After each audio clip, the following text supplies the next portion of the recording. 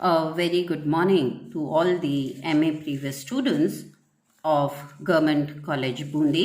मैं डॉक्टर निधि खिंदुका जैन आपके साथ MA प्रीवियस का प्रैक्टिकल का सब्जेक्ट का सिलेबस कर रही हूँ। एंड आई होप जो पिछले वीडियोस में मैंने डायग्राम्स आपके साथ पढ़े हैं, आपने उनकी फाइल्स बना ली होंगी। आज हम नया आपका सिलेबस का नेक्स्ट डायग्राम स्टार्ट करते हैं। वो है पॉलीलिनियर ग्राफ, जिसे कि पॉलीग्राफ भी कहा जाता है और बहुरेखीय आरेख भी हम इसे कहते हैं। आपने एक रेखीय आरेख तो बहुत देखा भी है और बनाया है, सिंगल लाइन ग्राफ। हम कई चीज़ों को शो करने के लिए आप 6-7 स्टैंडर्ड से ही उसे यूज़ कर रहे हैं। और पर आज हम बहुरेखीय आरेख की स्टडी करेंगे कि ये किस लिए यूज़ होता है और ये क्यों बनाया जाता है और कैसे बनाया जाता है। तो बहुरेखीय आरेख या पॉलीलिनियर ग्राफ, हम इसमें दो या दो से अधिक लाइन कर्व्स के द्वारा दो या दो से अधिक वस्तुओं को या तथ्यों को तथ्य को लाइन कर्व्स के द्वारा दर्शाते हैं। तो इसमें दो या दो से अधिक लाइन कर्व्स होते हैं।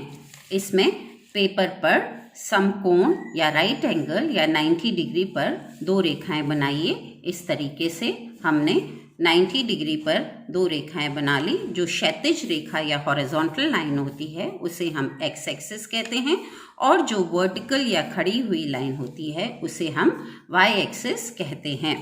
एक्स एक्सिस पर समय, अवधि, क्षेत्र, जो भी नॉन चेंजिंग वेरिएबल होता है आंकड़े का, उसको हम एक्स एक्सिस पर दर्शाते हैं। तो समान अंतराल पर नापनी के अनुसार एक्स एक्सिस पर समय, अवधि, क्षेत्र या जो भी नॉन चेंजिंग वेरिएबल होता है उसे दर्शाया जाता है।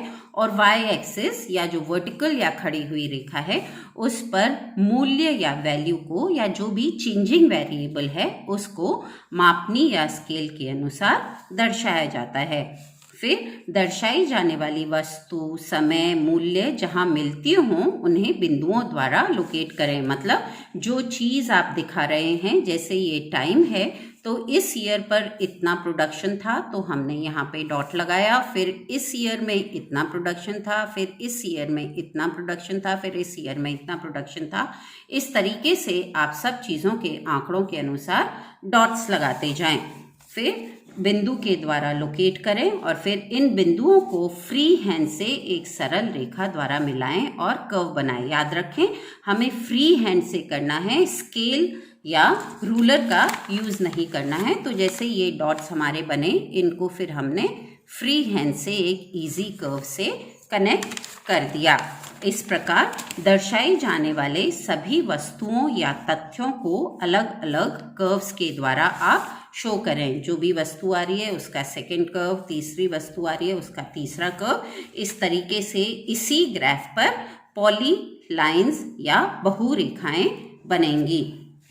फिर सब वस्तुओं को हमने अलग अलग तो शो कर दिया, फिर उनको पहचान के लिए प्रत्येक कर्व को अलग अलग टाइप की लाइंस से बनाएं।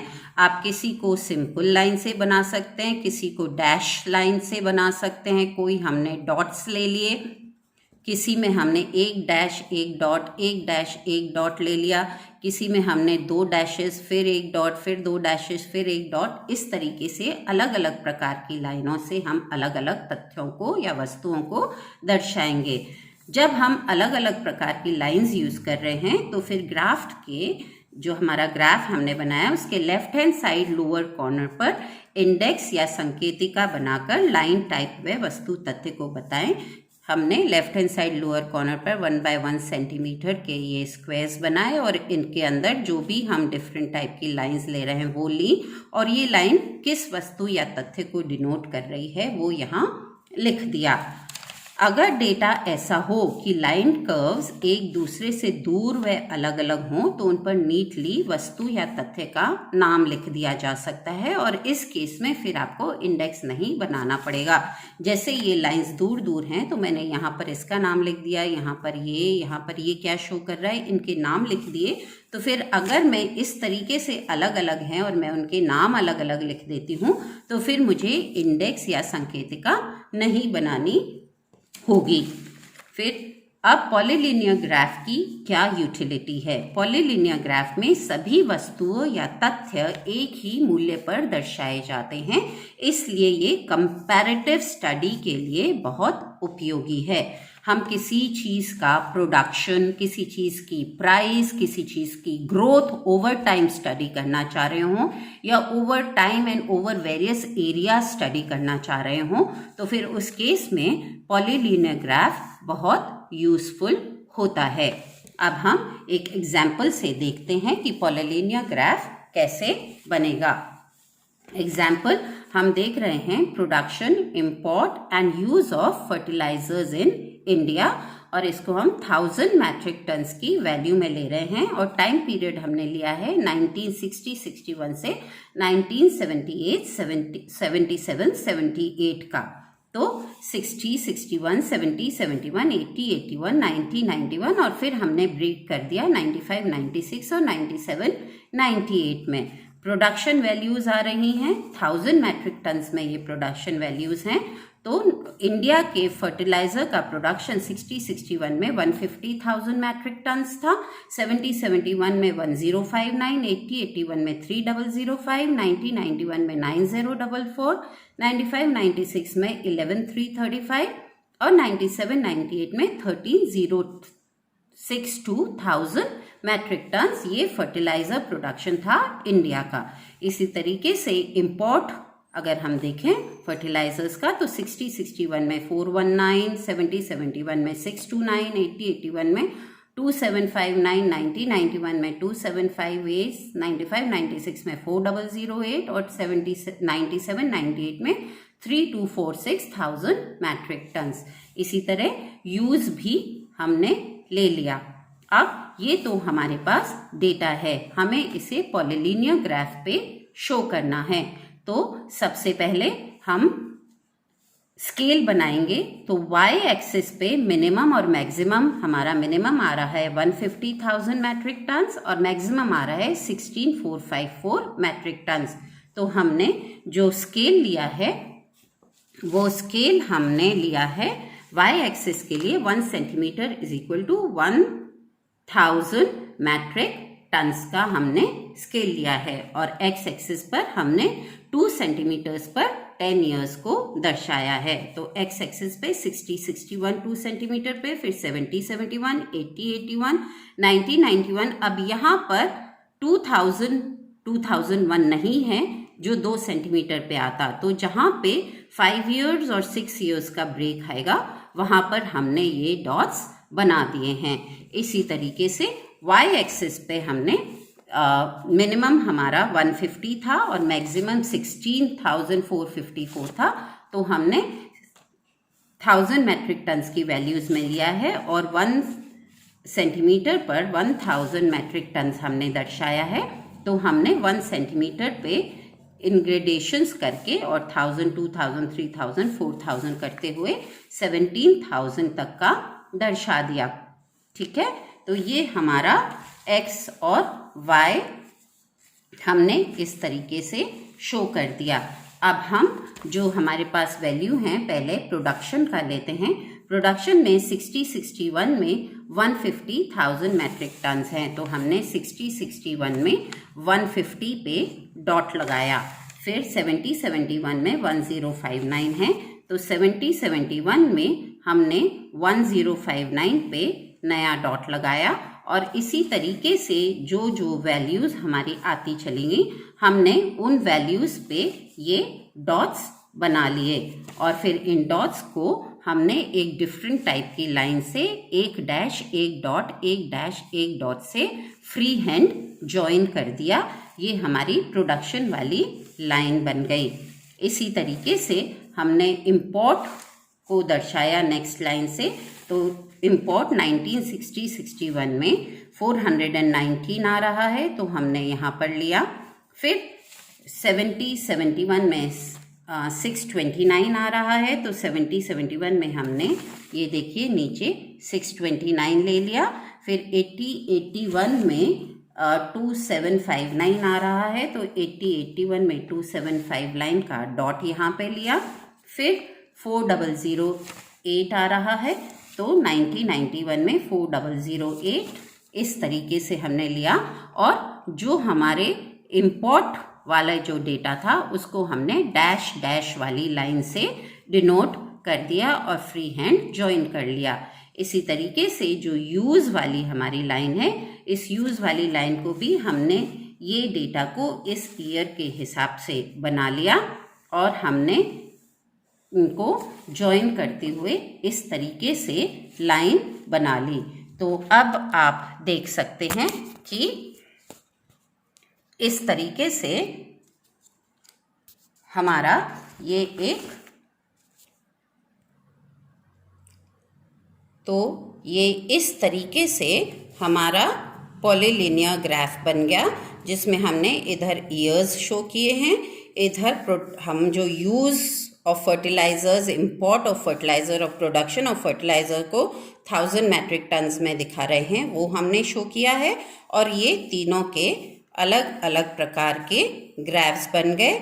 हमने ये इंडेक्स में अलग अलग लाइंस जो यूज़ करी हैं उनको शो कर दिया, और स्केल में हमने X axis 2 centimetre is equal to 10 years, Y axis 1 centimetre is equal to 100,000 metric tons इस तरीके से शो कर दिया।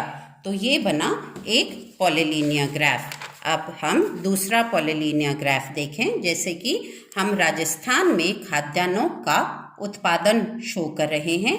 खाद्यान्नों का उत्पादन हमने 91 से लेकर के और 97-98 तक का लिया, और जो हम वेरियस खाद्यान्न ले रहे हैं वो है राइस, वीट, पल्सेस और कोर्स सीरियल्स या मोटे अनाज। अब जो हमारे पास डेटा आया उस डेटा से हमने वाई एक्सिस पर प्रोडक्शन शो किया है इन 1000 टन्स, और एक्स एक्सिस पर हमने ईयर्स शो किए हैं, और फिर हमने अलग अलग प्रकार की लाइनों से इनके ग्राफ्स बना दिए।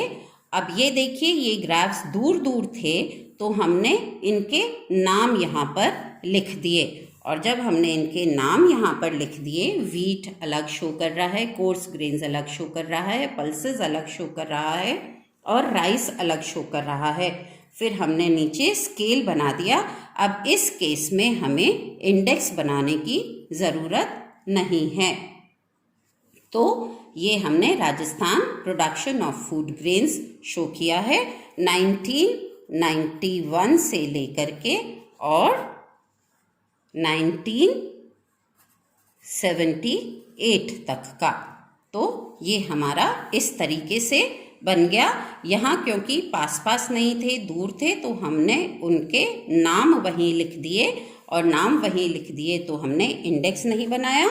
जबकि इसमें ये पास पास थे यहाँ पर, तो हमने इनके नाम नहीं लिख करके और फर्टिलाइजर्स का इंडेक्स बना दिया। तो आप दोनों तरीके से कैसे भी ले सकते हैं। इसी तरीके से एक और हमने बनाया जिसमें कि हमने इंडिया के प्रमुख फसलों का उत्पादन शो किया मिलियन टन्स में। वो भी हमने वैल्यू ली 1991 से लेकर के 1978 तक की, और ये देखिए ये बना हमारा इस तरीके का पॉलीलिनियर ग्राफ, जिसमें प्रोडक्शन हमने लेफ्ट हैंड साइड इस पे वाई एक्सिस पे लिया, एक्स एक्सिस पे ईयर्स लिए, और फिर अलग अलग तरीके की लाइनों से हमने पल्सेस को, राइस को, व्हीट को, ऑयल सीड्स को और पोटैटोज को शो किया, और फिर हमने इस तरीके से लेफ्ट हैंड साइड पे हम उनका इंडेक्स बना देंगे और स्केल लिख देंगे। तो ये हुए वेरियस काइंड्स के पॉलीलिनियर ग्राफ्स। मैंने आपको बहुरेखीय आरेख दिखाए। एक तरीके का ये है, एक तरीके का ये बना, और एक तरीके का ये बना। ये सब कंपैरेटिव स्टडीज़ के लिए हम बनाते हैं। तो अब आपको जो अपनी फाइल के लिए बनाना है, आपकी फाइल के लिए जो बनेगा वो फाइल वर्क है आपका राजस्थान के मेजर फूड ग्रेन्स का प्रोडक्शन आप शो करते हैं 1960 से लेके 2001 तक का। अगर ये वाला आप ले रहे हैं तो इसमें आप वीट, राइस, मेज, बाजरा और ज्वार ले लीजिए। और अगर ये नहीं दिखाना है तो आप दूसरा ले सकते हैं decadal population growth of major continents. ये भी 1960 से 2001, तो 7 कॉन्टिनेंट्स के 7 ग्राफ्स बन जाएंगे 60 से लेके 2000 तक के डिकेड के लिए, मतलब दशक के लिए। अथवा राजस्थान में आप production of major food grains दिखा सकते हैं 1960 से 2010 तक का। इसमें आप जो मेजर फूड ग्रेन्स लेंगे वो है वीट, राइस, मेज, बाजरा और ज्वार। तो ये इन दोनों में से कोई एक आपको बनाना है, या तो कॉन्टिनेंट्स की पॉपुलेशन आप शो कर सकते हैं या राजस्थान के फूड ग्रेन प्रोडक्शन को आप शो करते हैं, एक ही बनेगा। तो आज हमने स्टडी किया पॉलीलिनियर ग्राफ या बहुरेखीय आरेख। Thank you.